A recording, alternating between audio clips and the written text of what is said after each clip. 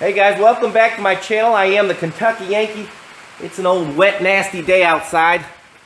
As you can see, look at there, the grill's all wet. So, it's a good day to do some more tractor repairs. This is a 484 International Harvester tractor. And last time I made a video, it was about repairing the starter. And now, I'm going to continue on fixing this tractor, and there's a big hydraulic leak. One of two that we have to fix. I think two, maybe three. So let me show you where that leak's coming from, guys. So what this old tractor's been doing is when you work it about 30 minutes, 45 minutes or so, it starts leaking there right below the steering wheel. And what it is, guys, is it's a power steering pump directly under there, under the dash, and that's what we're gonna work on today. First thing is to take this steering wheel off. So I remove the cover. Next, I remove that big nut under there that holds it on. So what we have underneath the nut is this collar right here. It's got two spots to thread bolts in for a puller, and that'll pull the steering wheel off. Next, I put my steering wheel puller on there to pull the steering wheel off. And it is a piece of crap and pieced together, but it got one more steering wheel pulled off. Oh yeah, there you have it, guys. Steering wheel pulled off with this piece of crap puller. Now I'm removing the key switch. It's held on with just one nut in the front. Pretty simple. And the side covers. I'm only showing one side here, but I removed both sides.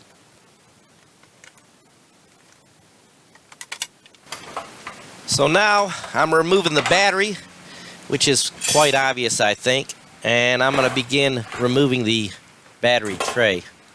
Well, I'm afraid this is going to bore you to death watching me take every bolt out, so I'm just going to go around and show you guys. There's a bolt here and a bolt here, you know, and these hoses have to be took off.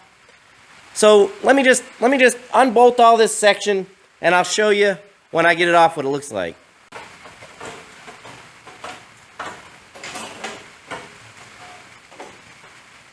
Well, that gave us a ton of room to loosen everything else up that we need to get that steering sector out of there. And mistakes were made. This, what I'm doing here, is not necessary.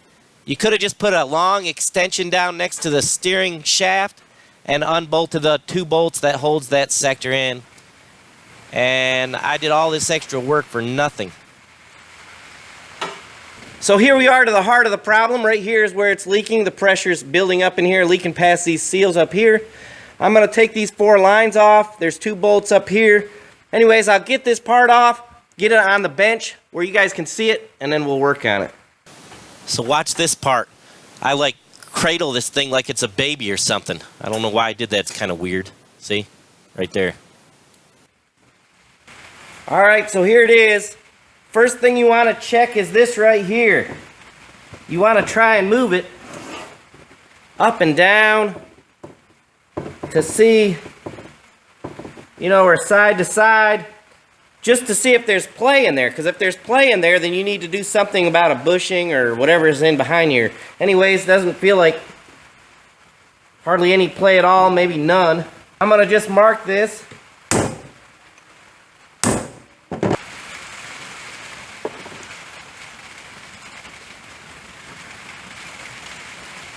So this piece right here is nothing more than a shaft going through there. There's a bearing here, and probably this is just a dust boot. But that's not made to hold any fluid in there. So the seal is right here. I'm going to index this.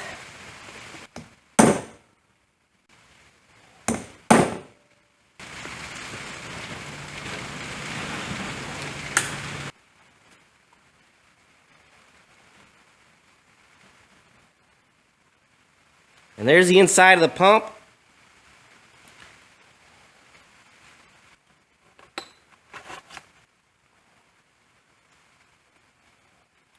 And what the way this comes out is you just push it through there. So there you are.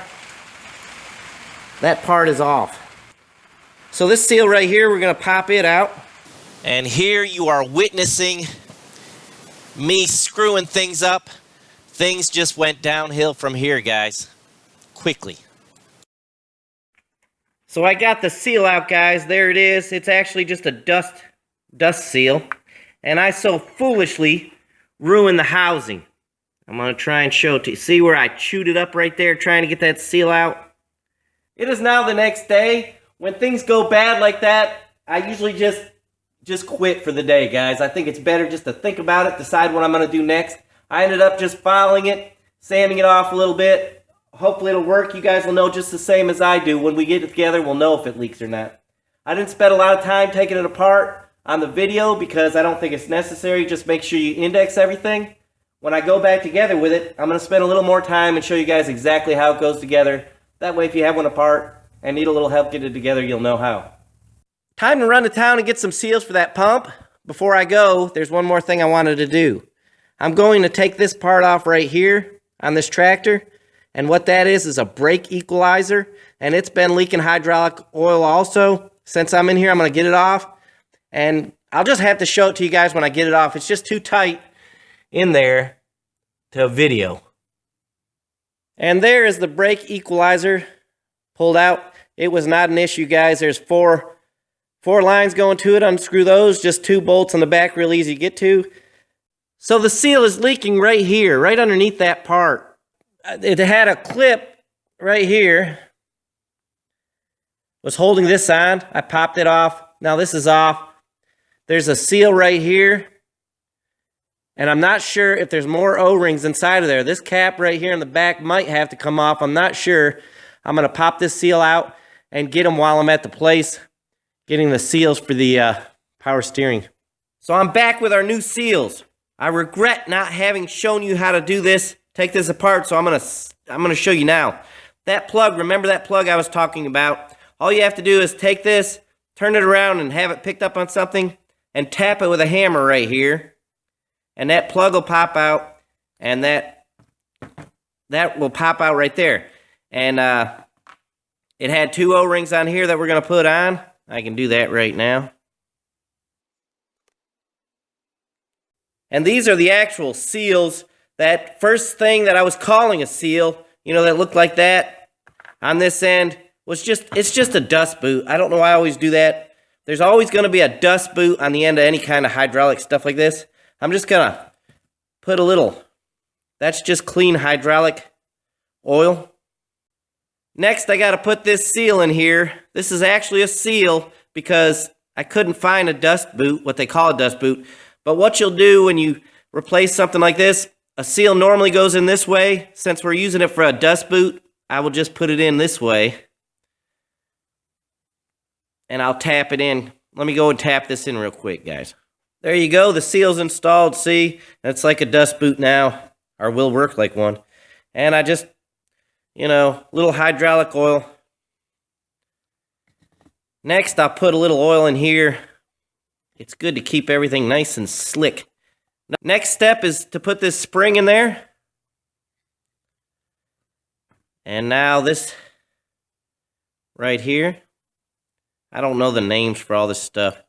But anyway, slide in there. Be real careful these O-rings. You don't want to cut them as you slip it in there.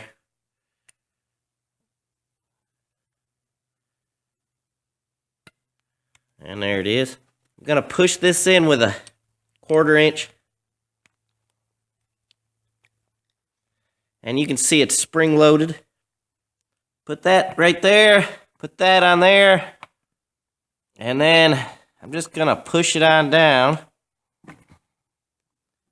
Because it's spring loaded, that's how you have to do it. And then snap your clip on there. Make sure it's seated good. And you see, there you go. I cleaned and dried that out right there where that plug goes in, where this little plug goes in. I love this stuff. It gets hard. It doesn't stay soft like silicone. I was just going to put a little bit around the edge of this plug. Don't get it on this side of the plug. You don't want to get it in the hydraulic system, just around the edge. Then we'll install this plug.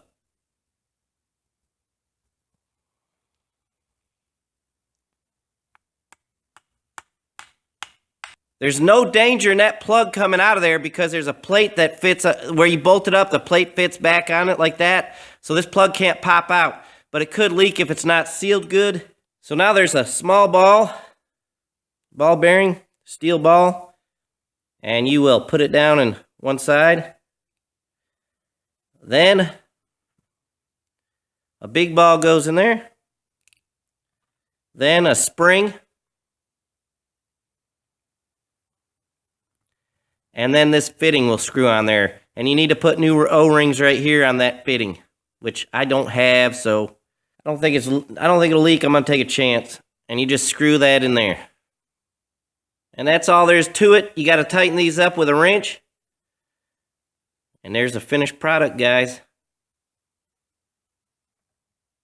Well, that was easy enough, guys. Now on to the pump. I have the parts over here, all cleaned up and ready to go. And again, guys, hydraulic stuff, you can never clean it enough. Let me set it up on the bench and I'll show you how to put it together. All right, so here's the housing, the one I screwed up a little bit. And the first thing we're gonna do is put this dust seal on there.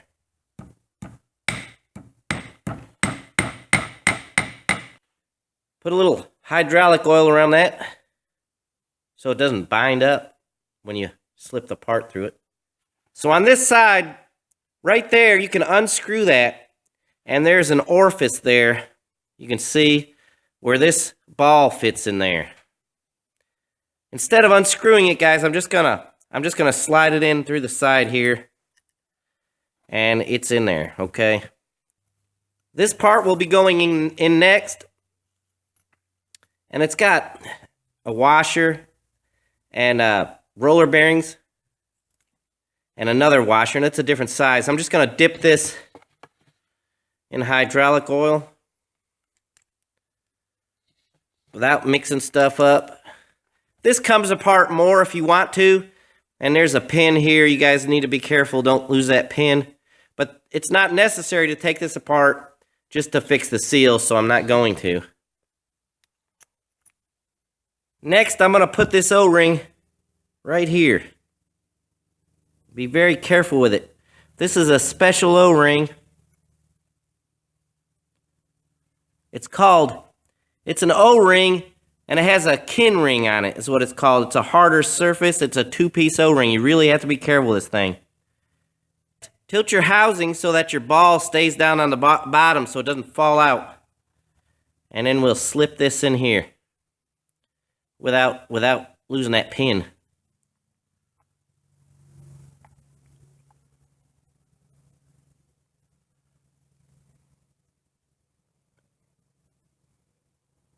And now for a new O-ring right here, dip it in hydraulic oil. Has a groove that it fits in. This plate will go on next, and you need to match it up where you had it indexed. And that's important on this plate because it needs to line up with where that ball went.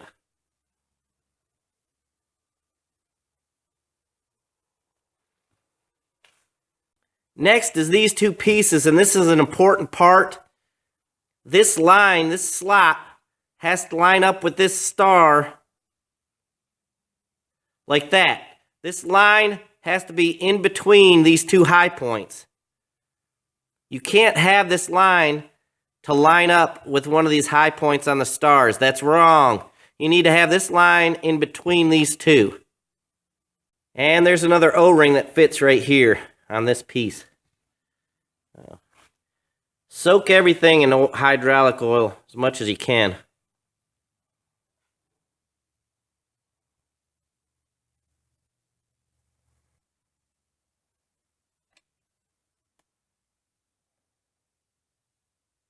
Last O-ring, make sure you're checking all your indexing marks.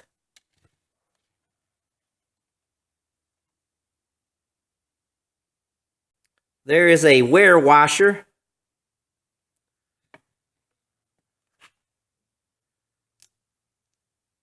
And finally, just the back plate.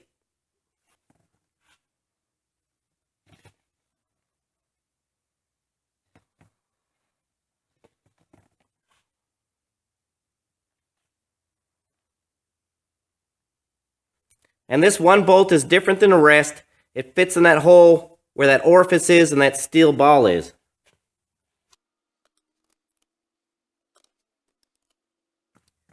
Now just torque these bolts down to the proper specs, and then we'll bolt this part on there. Last piece is this right here. Remember, this only has 2 bolts that goes in it. The other 2 bolted to the tractor.